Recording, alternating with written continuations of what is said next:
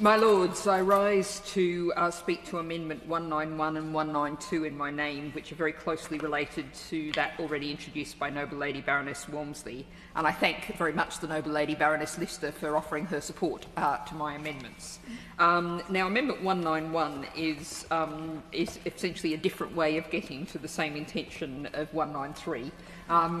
We're aiming to get auto-enrolment, so every child who is eligible for free school meals get them. And surely that is something the government wants to do. I have no particular opinion on whether 191 or 193 is the best way to do it. We can debate that after this point, because although I'd love to see the government say, we want to do this, we're going to do this, you don't have to worry about this at report. The best stats on the previous form of free school meals before the government's recent extension showed that up to 250,000 children, about 11% of those eligible for free school meals, missed out because it is an opt-in process. And this is a point that my honourable friend Ellie Chowns in the other place has already very much highlighted. So I won't go through it in great detail, but I will note that the Fix Our Food research program showed that it's children from non-majority communities and lone parent households who are more likely not to be registered for free school meals despite being eligible. Inequalities here just multiply themselves again and again and again. Reasons why the charities say this may be because parents struggle to fill out the complex forms, language barriers, there may be simply a lack of awareness, and there may also be, and we should all, I hope the House will join me in saying there is no reason why there should be stigma in free school meals. But the practical reality is that we know that there is.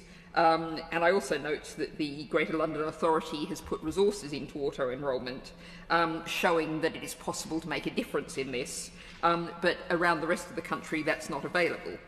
And I come back to my point about stigma, because what Amendment 192 does is extends free school lunches to all primary school-aged children in state-funded schools. And I'm going to quote a question that was put to me by a Year 7 pupil from Lordswood Boys School in Birmingham this morning. And no, I didn't put him up to it. It wasn't prompted in any way.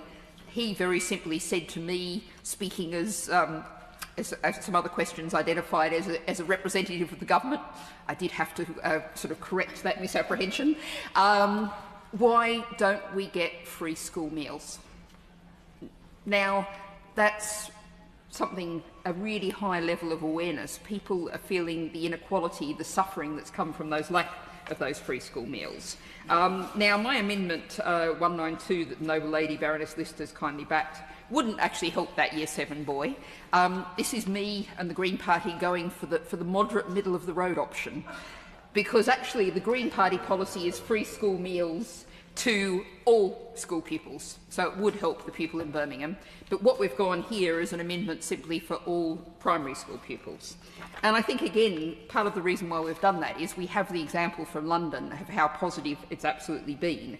And I note that there's been an evaluation of this conducted already to see what's happened, a lived experience evaluation by the Child Poverty Action Group, an implementation evaluation as well.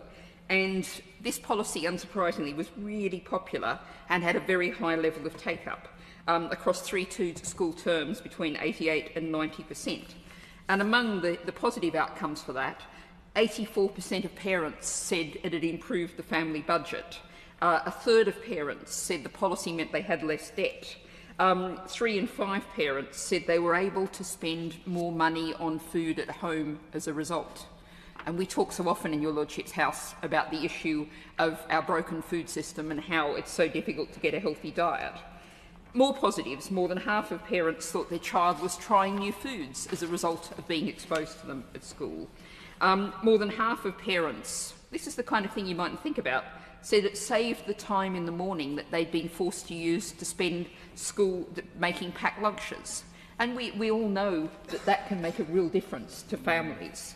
More than a third of parents thought their children were concentrating better in lessons as a result. So, my Lords, this is a challenge to the government, a moderate challenge to the government, to say look at what they've been achieved in London. We know the levels of inequality between London and the rest of the country. Let's break down that inequality and let's make it better for at least our primary school pupils.